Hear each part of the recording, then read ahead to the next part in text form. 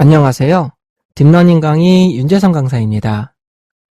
이번 시간에는 딥러닝이 활약하는 주요 분야에 대해서 살펴보도록 하겠습니다. 이제 뭐를 할 수 있느냐에 대해서 보는 거예요. 먼저 컴퓨터 비전 분야입니다. 자, 컴퓨터가 이미지나 영상의 형태의 시각적 데이터를 이해하고 분석하는 그런 분야예요. 일단은 딥러닝도 이제 수학적 계산을 하기 때문에 모든 데이터는 숫자로 돼 있어야 돼요. 그러니까 딥러닝 분야 같은 경우에는 이게 정형 데이터든 비정형 데이터든 상관없이 데이터를 숫자로 변환만 할 수 있다면, 즉 행렬 데이터로 변환만 할 수 있다고 한다면 그 어떠한 데이터들도 다 사용할 수가 있어요. 그래서 인간의 시각 처리를 모방한 합성급 신경망이라고 있거든요. 이게 핵심 기술로 사용이 되어집니다. 그래서 먼저 첫 번째로 이미지 분류인데요. 이미지를 보고 이미지가 무슨 사진인지 이런 거를 구분하는 프로젝트가 되겠습니다. 그리고 객체 탐지인데요. 이미지 내에 여러 가지 사물들, 여러 가지 객체들의 위치를 찾아내고 걔네들이 각각 뭔지를 구분해내는 그러한 기술이 되겠습니다. 뭐 자율주행 자동차의 아주 핵심 기술이 되겠죠. 다음에 이미지 분할입니다. 픽셀 단위로 객체의 경계를 정교하게 나누는 기술인데요. 예를 들어서 이미지가 이렇게 있으면 여기에 강아지가 있다. 그러면 강아지 부분 데이터만 딱 뽑아올 수 있는 그런 것들이에요.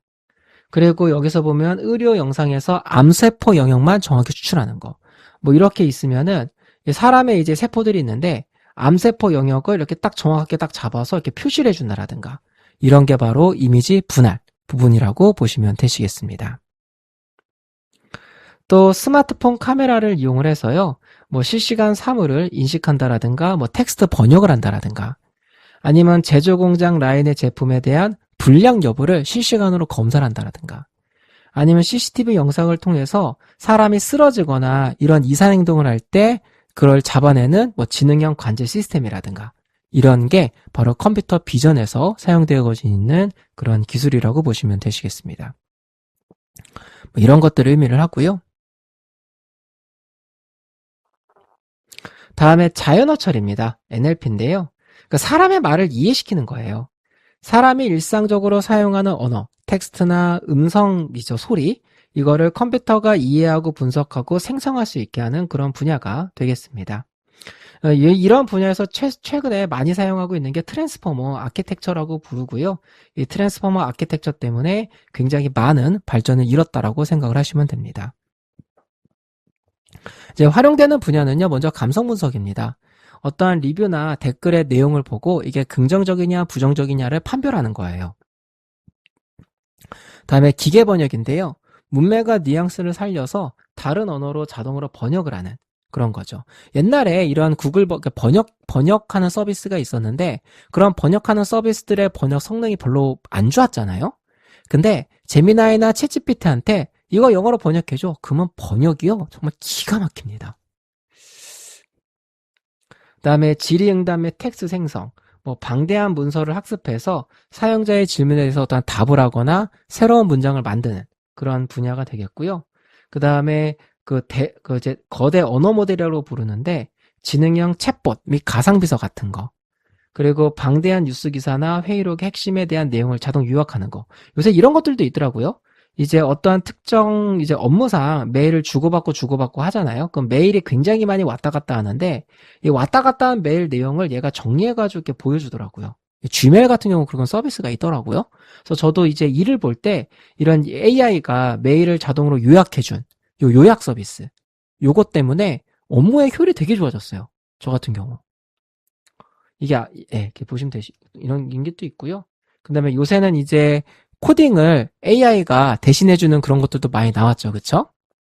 그래서 요새는 코드를 잘 짜는 사람보다 이제 프로그램에 대한 어떠한 전체적인 설계를 잘하는 사람, 그리고 데이터 분석가들, 인공지능 개발자들, 이런 사람들이 그 AI와 AI한테 코드 짜는 건 AI한테 시키고 그 AI가 만든 코드를 내가 갖다가 필요한데 적절히 이용해서 사용을 하는 그런 식의 이제 개발 흐름이, 개발 방식이 많이 현재 쓰여지고 있습니다. 생산성이 되게 좋아지는 이제 그런 부분이죠. 네, 이렇게 되어져 있고요. 그 다음에 음성인식 처리 부분입니다. 사람의 목소리로 텍스트를 바꾸거나 반대로 텍스트로 사람 목소리를 읽어주는 그런 기술이 되겠는데요. 요새 막 실시간 번역 같은 것도 있잖아요. 내가 한국말로 말하면 그 사람한테 영어로 들리고, 영어로 말하면 저한테 한국말로 들리고, 이런 것들 지금 서비스 되고 있잖아요. 그죠? 그래서 그런 것들도 여기에 해당하고요. 음성인식, STT라 그래서 말을 이제 글로, 텍스트로 변환하는 거. TTS는 글을 말로 변환하는 거. 근데 단순히 텍스트를 이제 이제 말로 변환하는 게 아니라 실제 사람이 말을 하는 것처럼 이제 글의 내용을 분석을 해서 글의 내용에 맞는 억양이나 이런 것들을 이용을 해서 음성으로 만들어주는 그런 것들에 AI 기술이 적용되고 있습니다. 그다음에 스마트 홈 기기, 음성 명료로 제어하는 거 있죠. 뭐 그런 것들도 있고요. 그다음 요새 뭐 그렇더라고요. 퇴근하고 집에 오면 나 집에 왔다. 그러면은 이제 뭐 귀가 모드로 뭐 하겠습니다. 뭐 그렇게. 근데 나 왔어. 야, 나 집에 왔다. 혹은 술 먹고 야, 나 왔어. 막 이렇게 꼬여가지고 이렇게 말을 해도요. 다 알아듣더라고요. 요새는. 너무 좋아졌어요. 그리고 청각장애인을 위한 실시간 유튜브 영상 자동 자막 생성. 요거 요새 유튜브에 많이 활용되고 있고, 아예 이제 크롬 브라우저 자체에서 이런 기능이 아예 있더라고요. 이제 뭐 넷플릭스나 아니면 이제 뭐 디즈니 플러스나 뭐 기타 등등 여러 가지 OTT 서비스들 있죠. 그거 이제 이 영상 틀어놓으면은 크롬 브라우저가 이 영상에 대한 영상 장면과 이제 영상에서 나오는 소리 등을 이해를 해가지고 자막을 이렇게 만들어주는 그런 기능을 크롬 브라우저가 아예 제공을 하고 있더라고요. 요새는. 너무 좋은 것 같아요. 그다음에 콜센터 고객 내용을 실시간 텍스트로 변환해서 상대방에게 최적의 답변을 추천해 주는 거. 이런 것들도 이제 네. 이런 것들도 AI가 다 이용되고 있는 그런 분야입니다. 그다음에 시기열 예측 및 데이터 분석인데요. 저는 이제 요새 인공지능 프로젝트도 많이 하지만 데이터 분석 프로젝트가 진짜 많아진 것 같아요. 그럴 때 저도 이제 AI를 많이 활용을 합니다. 그래서 시간의 흐름에 따라서 기록된 데이터를 분석해서요, 미래는 어떨 거야? 라는 걸 예측하는 그런 분야가 되겠습니다. 순환 신경망이라는 걸 이용을 한다라고 되어져 있고요. 그 다음에 수요 및 트렌드 예측. 요거는 이제 기업에서 진짜 많이 사용을 해요. 뭐 RFM 분석이나 KPI 분석 뭐 이런 거를 통해서 미래의 수요 예측과 트렌드 예측하는 거 굉장히 많이 사용을 하는 그런 분야입니다. 이상 탐지입니다. 뭐 정상 패턴을 벗어난 특이값을 실시간으로 찾아내는 거. 뭐 이상거래 탐지라든가 뭐 아니면 이제 사람의 이상 행동에 대한 거를 찾아낸다라든가 뭐 그런 것들이 되겠습니다. 그다음에 기상 상태, 뭐 이런 것들 유일 시간대에 대한 많은 변수를 학습해서 뭐 공공 자전거 대여를 수역에 정확히 예측을 한다라든가 시기열이게 시간의 흐름에 따라서 값이 어떻게 변화되느냐 그거예요.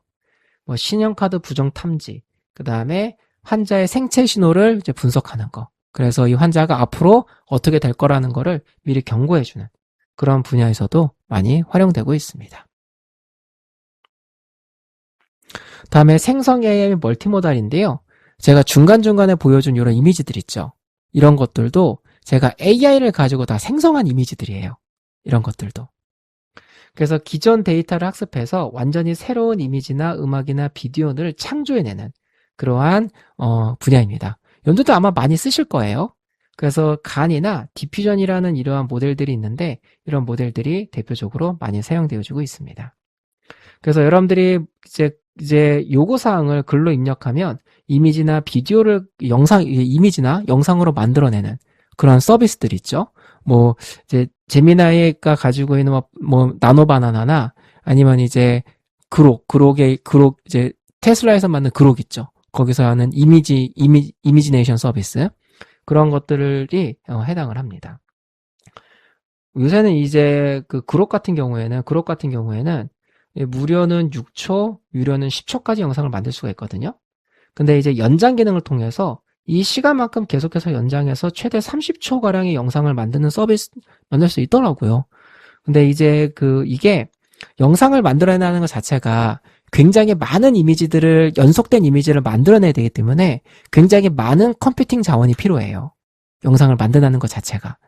그래서 지금 보통 이제 짧은 영상들을 만드는 그런 서비스를 많이 제공을 하고 있는데, 그 미래 시대에는 보다 하드웨어 기술이 좋아지고 그리고 전력 소모량도 줄어들면은 굉장히 긴 영상도 빠르게 만들어낼 수 있는 그런 시대가 오지 않을까라는 생각도 듭니다. 또 이제 이미지나 영상 같은 걸 입력하게 되면 그 이미지 상황을 텍스트로 설명해주고 음성과 영상으로 동시에 분석해주는 이 멀티모달이라는 것들도 있어요. 그러니까 데이터를 이미지든 영상이든 뭐 사운드든 뭔가를 하나 넣어주면은 다양한 형태로 이제 결과를 생성해서 보여주고 들려주는 그런 서비스들이 멀티모달 서비스라고 여러분들 생각해 주시면 되시겠습니다. 뭐 유튜브 썸네일과 게임 캐릭터, 웹 디자인 등 창작 및 시각화 보조 등에 많이 쓰여지고 있고요. 존재하지 않은 가상의 얼굴을 만들어내서 메타버스 아바타나 가상 인플루언서 제작하는 거. 그러니까 사람의 얼굴이라는 거는 초상권이라는 게 있잖아요. 이기 때문에 그 어떠한 사람의 얼굴을 쓰고 싶다고 한다면 그 사람들한테 비용을 줘야 돼요.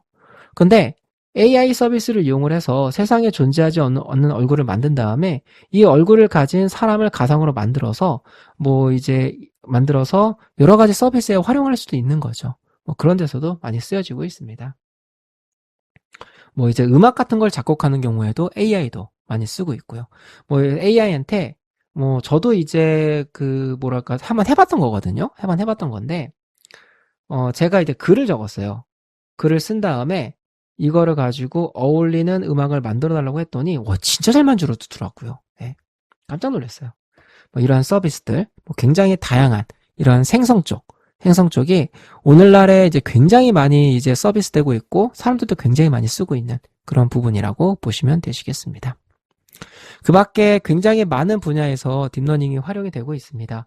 인간이 그 투입되는 대부분의 분야에서 인공지능이 활용되어지고 있다라고 생각을 해주시면 되세요. 앞으로 더 많은 분야에서 사람 대신에 일을 하는 AI 서비스들이 굉장히 많이 등장을 하게 될 겁니다. 그래서 AI가 나오고 공부가 되고 한 지가 꽤 됐음에도 불구하고 아직까지도 많은 프로젝트들이 수행되지 않았어요. 그래서 아직도 할 일이 많다라는 거 여러분들이 꼭 유념해 주시고 이 딥러닝 분야를 공부를 해주시면 되시겠습니다. 자, 딥러닝에 활용하는 주요 분야는 이제 여기까지 살펴보도록 하겠습니다.